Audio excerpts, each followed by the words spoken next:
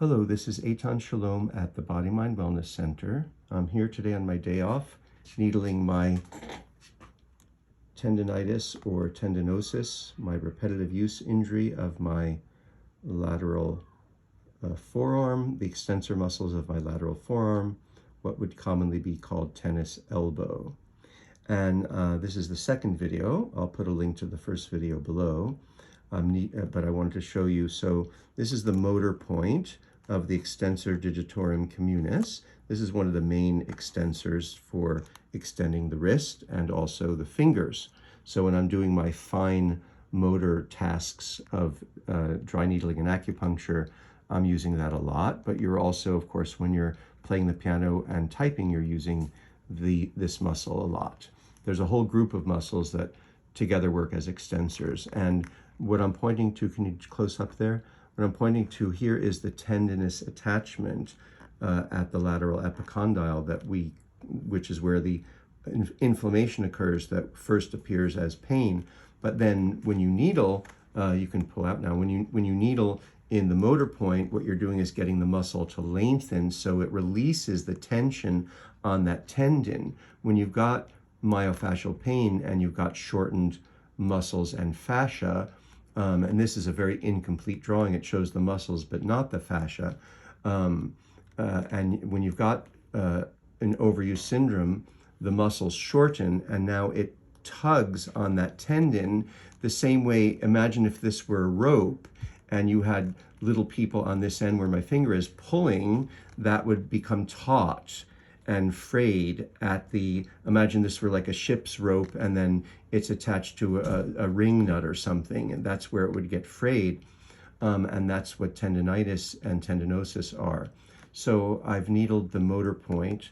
And the difference between motor points and trigger points is that motor points are sort of the brain of the muscle that tells, it's called the myoneural unit. That's where the nerve attaches at a special kind of tissue called the motor point, and that's what tells the muscle to shorten and lengthen as you work it. So look at my arm right now. Right now, as I go like this, the motor point, my left arm, right now as I go like this, my brain is sending a message through the nerve, the motor nerve, and at the point where the motor point is, then it tells these muscles to shorten. And now when I let go, it tells them to relax. Okay, and so I've needled that motor point. And trigger points are areas that where you get intensified tender pain from inflammation in the muscle. So trigger points are to the muscle what tendinitis is to a tendon. It's inflammation and pain in the muscle. Okay, and then the other muscle that I'm needling today is the supinator, and the supinator is a muscle that when it's shortened will cause pain with either supination or pronation. Pronation is this movement, supination is that movement. And so I've also needled that, and I'm going to show you now. So you can, do you want me to move my body towards you? No. No? Am I good now? Mm-hmm. Or do you want me back where I was? No, you're fine. Okay, so here, this is the motor point of the supinator that I've needled here. Now I've already needled these, and I've done a lot of, I've already done a lot of the, what acupuncturists called lifting and thrusting, and what in dry needling they prefer the term pistoning technique, which is interesting because a piston is a machine, sort of shows you a bit of the mindset of a Western therapy that they have a machine model, whereas in Chinese medicine we would have a more organic model. So I'm needling that right now, and I'm getting some really tender. So I hit a really tender area, and now when I hit that tender area, I'm going to rotate. Can you see my fingers moving? Mm-hmm. I'm going to rotate the needle a little bit just to get a little bit more activity there. And same thing. Oh, wow, that was a good one. So, and now what I'm doing is I'm needling the extensor muscle. I'm just checking where I'm at here. Let's see.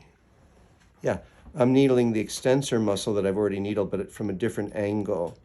And I can, whoa, did you see my whole forearm move? Could you see that move? Mm. Yeah, so the whole forearm moves because that's one of the motor points in the extensors. And so that's a really important one. And you see, key point is the tennis elbow is here. The tennis elbow inflammation of the tendon is here, but it's caused by the combined effect of shortened muscles throughout the forearm. And even though I'm needling all the way over here, if you pulled out your anatomy text, you would see that I'm getting the muscles that act there as well.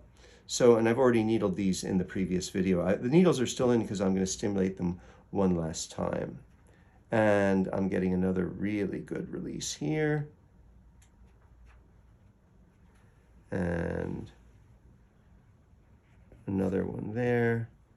I mean, it's not ideal to needle these on yourself because I'm right-handed, and but it's not the fact that I can needle with my left hand, but it's that I normally would use my other hand to kind of help me locate the points.